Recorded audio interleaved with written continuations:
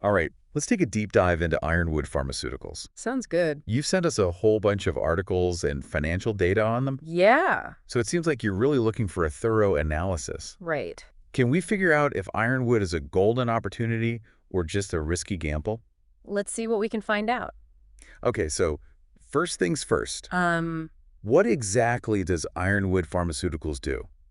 well, their main focus is on developing GI treatment. GI treatments. Uh-huh, that's gastrointestinal. Oh, okay, so like stomach and digestion issues. Exactly. And, Yeah. a lot of people deal with those kinds of problems. I guess so, but how many are we talking about? Actually, 1 in 5 Americans suffer from some kind of GI issue. Wow, 1 in 5. Yeah, I had no idea it was that common. they're a pretty big market. So Ironwood's got a pretty big potential customer base then. They do, and their flagship product is Lunzess. I've heard of that, It's a leading treatment for IBS-C, IBS-C. irritable bowel syndrome with constipation, Oh, right. and also chronic idiopathic constipation, or CIC. Gotcha, so those are pretty common conditions, right? Yeah, very common. So it sounds like Ironwood is already doing pretty well with Linzess. They are. But what about their future? Well, that's where things get really interesting. Oh, They're developing a new drug called apraglutide. glutide, what's that for? It's targeted at short bowel syndrome, or SBS. Okay. It's a much rarer condition. Yeah. But the thing is, there aren't many good treatments for it right now. I see. So if apraglutide works out, It could be huge for them. potentially a blockbuster drug, huh? Exactly. Okay, so we've got the product side of things. Right. But what about the people in charge? The management team? Yeah, how's the leadership at Ironwood? Well, their CEO is Tom McCourt. Okay. He's been with them since 2009. Wow, so he's been there for a while. Yeah, which is usually a good sign. Yeah, it shows stability. Exactly. And it looks like he has a solid track record in the GI field. He does. That's good to know.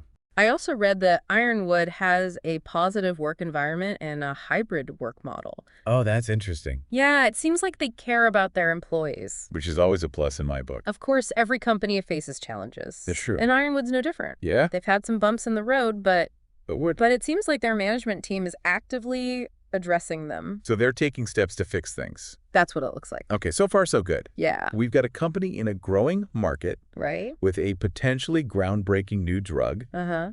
and a stable, experienced leadership team. That's right. Now let's talk about the numbers. The financials. Right. What kind of shape are they in? Well, But- it's kind of a mixed bag.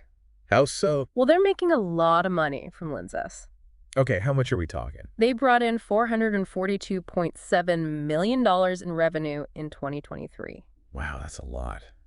It is, but Uh-oh, there's a but. yeah. What is it? They also reported a GAAP net loss A loss. How much? over $1 billion. Seriously? Yeah, $1 billion. That's not good. Not ideal. It makes me a little nervous about their financial stability. I understand. What about their debt? Their debt to equity ratio is 2.25. 2.25, is that high? It's definitely something to keep an eye on.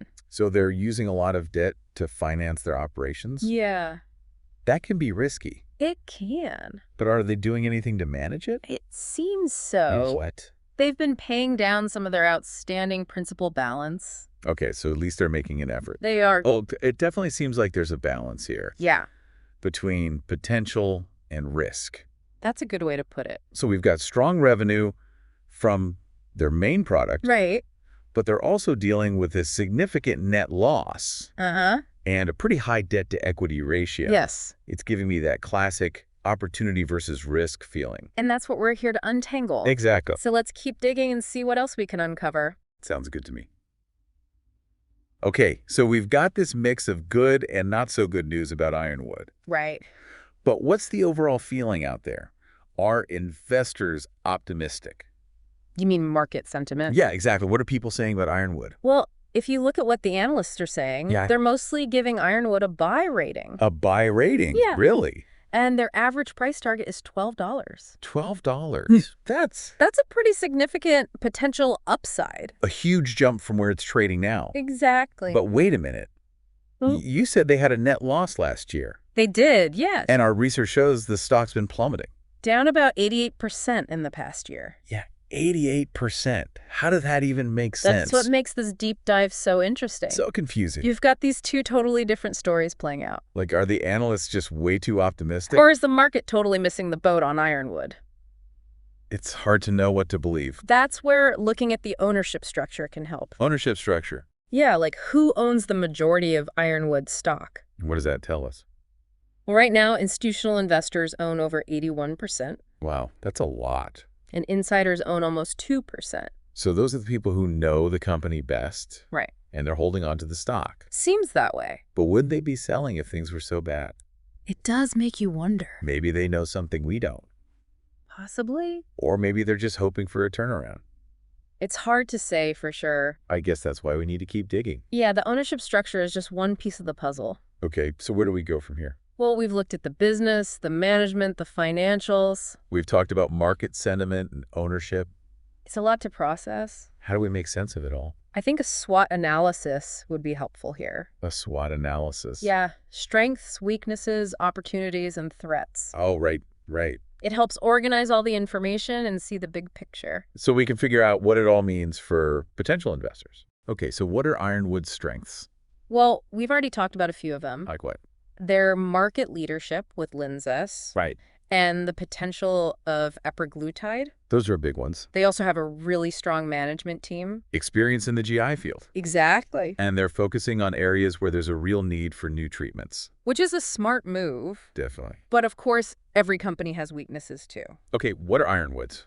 Well, their reliance on Linzess is a bit of a double-edged sword. How so? It brings in a lot of revenue, Right. but it also makes them vulnerable Vulnerable how? if something happens to Linzess sales. Like a competitor comes out with a better drug. Exactly. Or if pricing pressures increase. That would hurt their profits. It would. And then there's the financial volatility we talked about. The net loss and the high debt-to-equity ratio. Those are definitely weaknesses. They are. So strengths and weaknesses, check. Now, what about opportunities? Okay, what kind of opportunities does Ironwood have? Well, they could expand Linzess into new markets. Oh, like for different conditions. Or for different age groups.